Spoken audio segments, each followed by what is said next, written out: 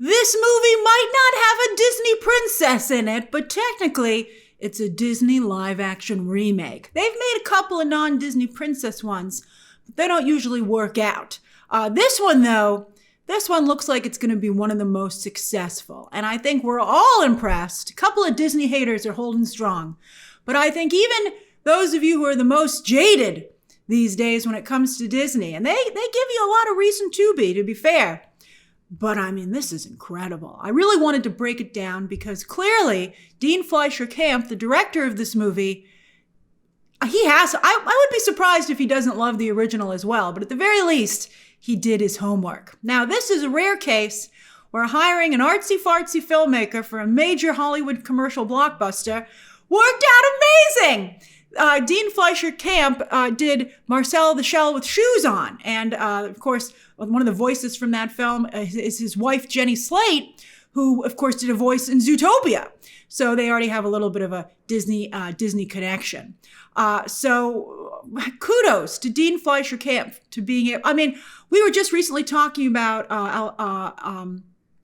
Cuarón and his ability to go from, artistic to commercial. And, I mean, there's not a lot of artisticness in this movie, but it understands the assignment to such a degree. I mean, it's I think one of the reasons that we're so surprised is it's been a while since Disney has gotten something this right. So we're going to go through it. We're going to go through the trailer, and I'm excited to hear your own thoughts down below. And I'm going to point out a lot of the Easter eggs from the original animated movie. Have some of you not seen the original Lilo and Stitch? Go to Disney. I mean, maybe you don't want to watch it now because you're going to see this movie, but it's, of course, a fantastic film that did very well. That was back in the day, though, so all of its sequels were direct-to-video and stuff like that. It had a series, extremely successful. And as I said in my reaction, Stitch has very much become a brand for Disney. One of their most popular characters, I think up there with Mickey Mouse and Winnie the Pooh. And that's hard to do. So there's a lot riding on this, but it looks like they just did an incredible slam dunk. All right, so we got the Disney logo, baby. Let's lighten up. Now, as soon as the trailer started, I was like, why is it so accurate? I mean, it looks, obviously this is also animated as well, but, 3D for 2D. But that doesn't always translate this well, as we sadly know. I mean, this is just it's almost like when in The Wizard of Oz, when Dorothy goes to black and white to color. This is like seeing Lilo and Stitch go from 2D to 3D, but you're like, oh my God, it's so perfect. It's stunning. And it gets even better. So this right here, I knew we were in good hands. Because again, not only does it look incredibly accurate to the source material, but it stands on its own as well. And it's just he's just so adorable, Stitch. He just looks so cute. And this not only, of course, reminds me of the movie, but also the short-lived Magic Kingdom attraction, which took over for Alien Encounter because that was too scary for people. So they put Stitch in there, a little more cuddly alien. So look at that. Oh, he's so cute. Look, it's even out of focus and a little bit messed up because he's licking the glass. It's so cute. Now, just when you think you've got your bearings, you're like, oh my God, it's so perfect. Look at his little hands. They're just right out of the animation. Just when you think it couldn't get any more perfect, but we knew they got Stitch right because we'd seen earlier spots in the Super Bowl spot. But then we saw the Grand Councilwoman. And I think, we haven't seen her face yet.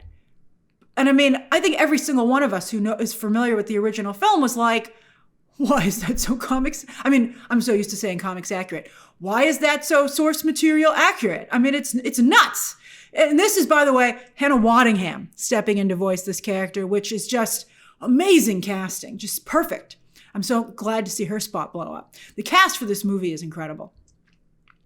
So these creatures, right out of the animated movie. It's the exact model, only again, they've just stepped into 3D. And you're like, that's perfect. It's just absolutely stunning how good this looks. So he's escaped. Look at him go, baby. He can go a little faster here. We can do a little bit more action-oriented. Oh, look at him move. I love it. And these aliens, again, right out of the original movie. Oh, and look, see, oh, they've got the arm. So this is a very cool automated arm. Now, these were watching him, as probably will be the case here as well, standing guard. But I don't think they were mobile before, which is a great new addition. Oh, they're like Roombas. They can really move. But so can Stitch. Ha ha, hee hee. Or as he says, hee hee hee hee. Okay, so he took the cruiser. He's showing off. See, he's showing off his butt and sticking out his tongue. It's the double bird flip.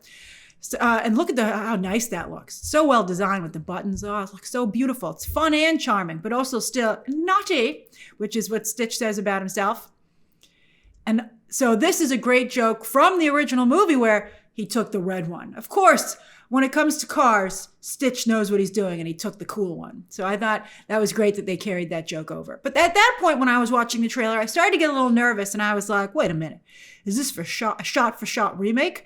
I think where these adaptations are the most successful is where they pay ridiculous homage to what everybody loves, but they elevate it and they add more depth. And I do think they're doing that here. I think they're hiding most of that, which I appreciate. I think right now they're like, don't worry, we got you.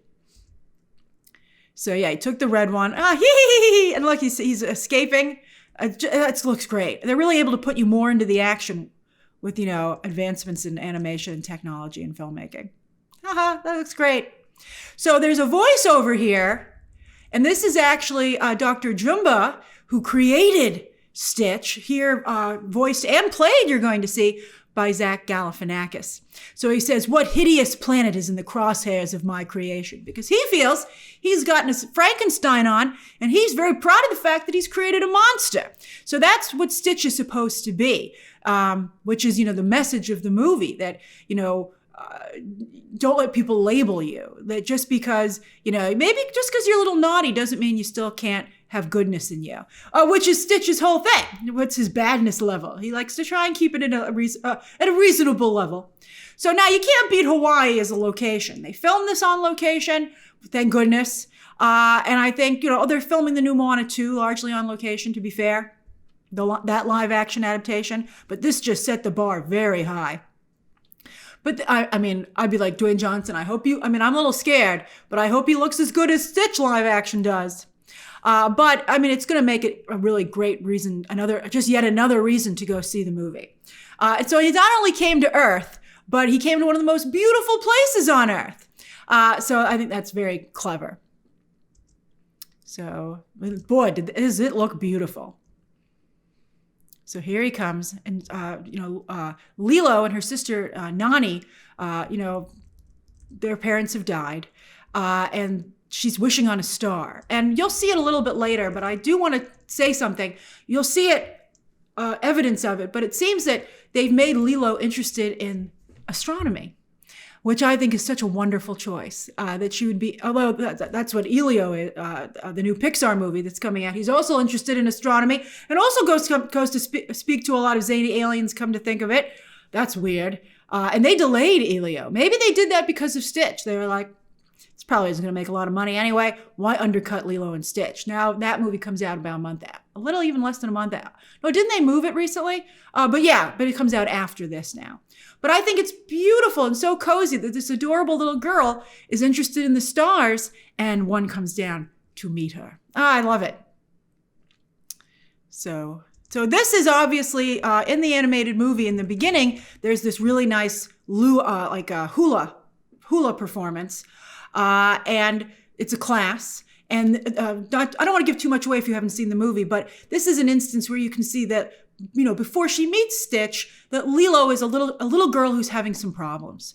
It's a little bit, reminds me of Fred Claus. I'm so glad that people have realized what a good movie that is. We haven't won over everybody just yet, but sometimes children who are perceived to be acting bad are really just acting out because something's troubling them. And that's why, that's the idea between Nick Claus and Fred Claus. They're brothers.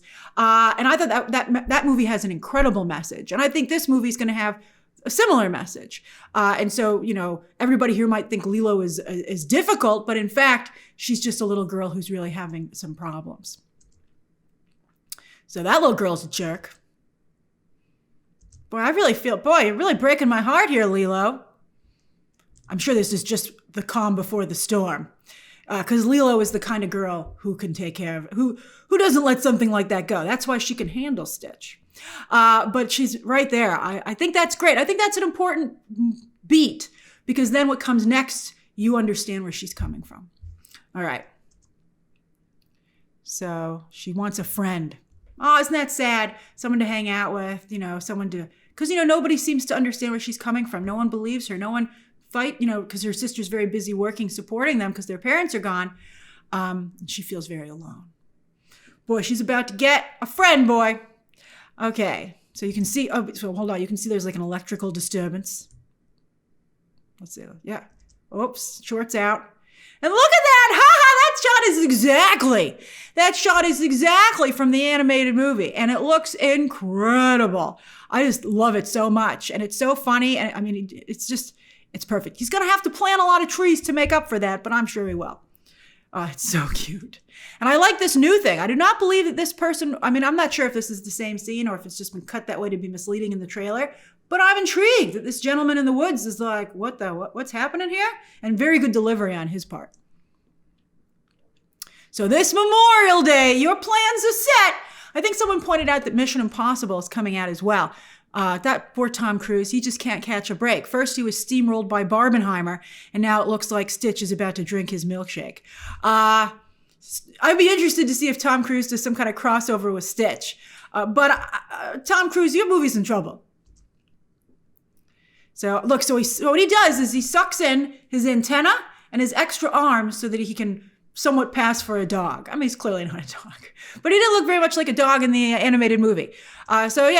So she's come to adopt. So we got two great movies this summer. Well, hopefully they're both great, that are talking about the importance of adopting a pet. Crypto and now Stitch. There's a crossover I'd love to see. She's like, I found the dog I want. Oh, he's so cute. I mean, who wouldn't? I don't know. I'd at least talk to it for a little bit. I mean, it's so cute. It's so great. So he's really going in for the hard sell. And I love that she's like, you're going to take care of him, right? And then Stitch says, yeah, as well. Like, yeah, now they're both going for the hard sell to Nani. Now, I like the casting on this actress. Now, the original version of Nani was voiced by Tia Carrere, who was who's a big name, back when the original Lilo and Stitch came out. And that character was one of the first body positivity characters and maybe a more accurate depiction, a lot of people felt, of real body types. And it got a lot of attention, a lot of praise for that, as it deserved. So I think some people were wondering if that was going to be replicated in this casting. I think this actress looks like she's doing a great job. I certainly wouldn't have any qualms with the movie because they didn't replicate that exactly. But you'll be happy to know that Tia Carrere is going to appear in this movie as a social worker, which makes me wonder if that's why they changed the Cobra Bubbles character, which we're going to discuss. Also, Jason Scott Lee, who voiced David, Nani's love interest in the original movie, voices the luau manager where they work. So it's nice that, I don't know, we'll talk about Ving Rhames when we get to Cobra Bubbles, but it's nice that at least these two original actors are back for more fun. So Nani's I think she looks great. Who could say no to those two? Meet Stitch. Boy, and they're playing Elvis music over this. One of the big things about the original Stitch movie is that Elvis turns out, just like this family that he joins, he too learns to love the king. So there's going to be a lot of Elvis music in this movie. And who could complain about that? Great choice. Fantastic. So they're driving along. He's clearly not a dog. What kind of dog takes the steering wheel like that? I mean, it's hilarious. He's like a dog and a toddler and a little monster all rolled into one. Sold. So they're like, no. I wish it would be funny if they sprayed him with a water bottle. But boy, he's a ball of energy. So he takes out the CD, and this is new. I love that. This is a Disney movie. I'm sure they're okay. Don't do anything like that in real life. But it's really cute. I'm glad it's a new thing that Stitch does, which isn't taken from the first film. And yes, true to form, he is mischievous. And I think it's great that they're showing all of Hawaii, not just like the tourist spots, like White Lotus. The first season of White Lotus is somewhere here as well. That's funny to think they're all in the same universe, but also showing, real Hawaii, where, the people the people who work there and live there are. And I think that's really nice. And as you can see, also stunning. So Stitch is very happy. So they've taken him to the resort. Oh, it is a little white. It's funny. Wouldn't it be funny if they took him to the White Lotus? There's a crossover.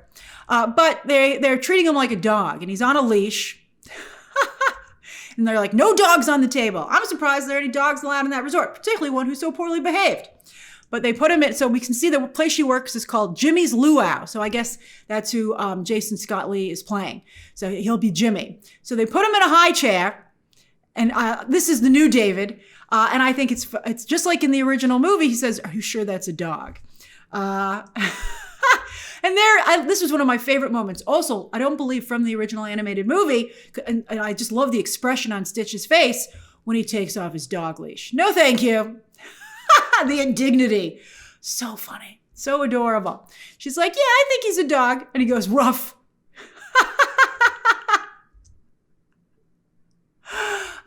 I think it speaks to the reason that Lilo is so upset and feels so lost is that the very fact she can get away with this, that nobody's paying that close attention to her, right? It's like, if you guys paid a little closer attention, you would have noticed this wasn't a dog. He's also able to hotwire this I wonder whose play car this is. It just occurred to me, wouldn't it be interesting if it was that little girl who knocked Lilo down at the luau? So they take this kid's car, taking it for a ride. That's great. I think that's another kind of car. He's able to find a lot of vehicles. That looks like a golf cart. I guess also maybe at the resort. So cute. So he's causing havoc, chasing after chickens, but yet not above doing some dog activities as well. I think they really want to go for that. I think they want you to watch this movie and it reminds you of either the child and or the dog in your life. So they're like, oh, no.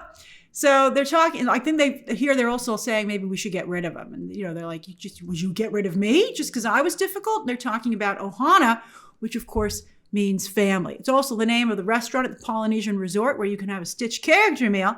And I think Disney actually uses that quite a bit. Now, this to me, I'd be tempted to maybe get rid of Stitch as well if I were the sister. Because he looks so cute though. Look at him. He's having such a good time. That just shows how nice these two sisters are, because no one's really lost their temper with Stitch just yet. But I think she's about to, because look at this. So he wants to go on the ice cream, and right in the face, right in the kisser. She could break her nose with that. That's like actually pretty serious. So that one I was like, whoo, Stitch, and Lilo agrees as well. You might have gone a little bit too far. So, I actually feel very bad for that older sister. But Stitch is undeterred. He's found the ice cream and he's going in. But maybe that's why here he's like, Stitch is bad. I bet she really did lose her temper after that one. Because I think everyone who's been a kid knows that moment where you yourself know that you went too far. So they're talking and she's telling him that, he's part of their family. And look at that. She says the importance of being loved. And Stitch just needs to be loved. And look at that. I mean, that is an incredible moment. This is the photo that they sent out with the publicity for this trailer, and I can see why. She's also given him a Hawaiian lei, and I think that is, obviously very meaningful in Hawaiian culture, particularly as a sign of welcome and inclusion. So I think that's just really beautiful. Did I miss? No, not yet. I don't think so. So I think he's trying to say family there. And she says, close enough. Look at him drinking the lava lamp. That's a great image. I don't think that was in the original either. But that's just absolutely hilarious. She's like, I don't think you're supposed to be drinking that. Now, this is what I wanted you to see. As you can see in her room, she has the Hawaiian constellations on her wall. So that's what makes me believe that she's very much interested in the stars. So I think that's really great as well. And maybe also legends and, what's going to be the legend of Stitch. But that's just great. I mean, it's just so perfect. Now, this is also very famous from the original movie, Surfing Together. This looks great. And he's been found, though. Something like this doesn't land on Earth and not get noticed. So this is Cobra Bubbles, originally played by Mr. Ving Rhames, who is still very much around, and in fact has a movie opening opposite this. He's in Mission Impossible, so that I guess that just makes it all the more awkward. He's in fact been trending, Ving Rhames, today, because people are like, why isn't he in this movie? Because he voiced Cobra Bubbles in the original. Cobra Bubbles there was a social worker, who turned out, of course, to have a heart of gold, and I bet this guy does too. But it seems to me here he is an agent who is working for the government or something, because he's after Stitch. Whereas that was not, there was Captain Gantu who was going after Stitch. And that was a giant shark-like, whale-like creature.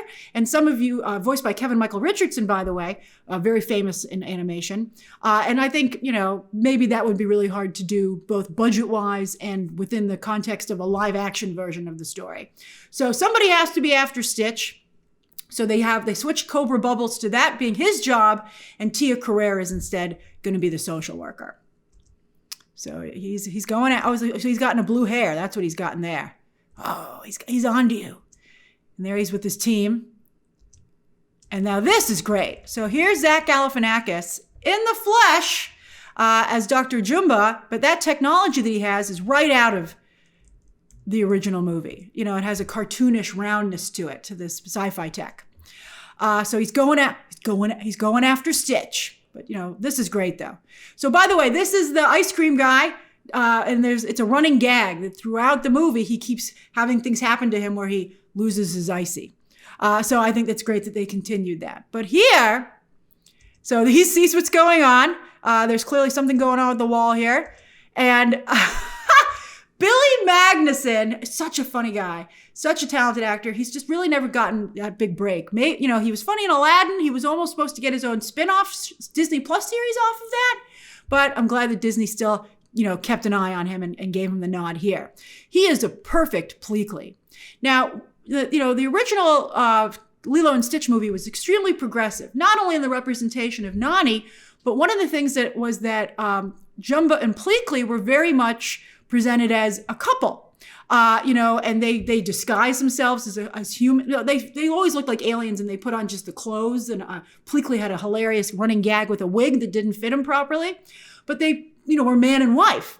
And, it was very clearly that they, the characters did have that connection, even beyond their disguises. And it was really, they're very beloved characters. They were very funny, great energy. And I wonder, I would hope, because they're going to get called out for it if they don't include that here, that element needs to be included here as well. So he's Pleakley. He's a perfect Pleakley. And, he and Jumba, sometimes they don't always get along. And Jumba, to get back at him for stopping him, deactivates his, the technology they're using to be incognito. Here, they look like humans. So, but not for here. Here he looks like Pleakley. And he looks exactly like Pleakley. I mean, I guess you can see, like in an animated movie, it's more believable that they could maybe kind of blend in. I mean, it's just not at all feasible here.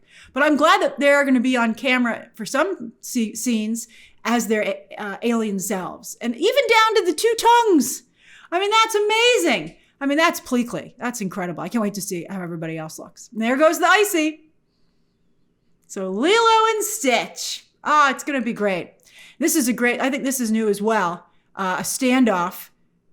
And again, that Stitch, he is pretty bad. He actually gets her. Luckily, he didn't use a sticky soda one. He just used the club soda.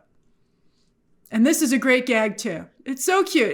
The great thing about Stitch is that he can do gags that Mickey and Winnie the Pooh can't do because he's an edgier character. And I think that's one of the reasons that particularly modern audiences have gravitated towards him. Mickey and Winnie the Pooh have certain expectations of them that come out of, like, I think, Mickey's very 50s and 60s, very old school Americana. And Winnie the Pooh is supposed to be, from, very much associated with World War II England to some degree. But Stitch, again, I think everybody can relate to, being a little naughty.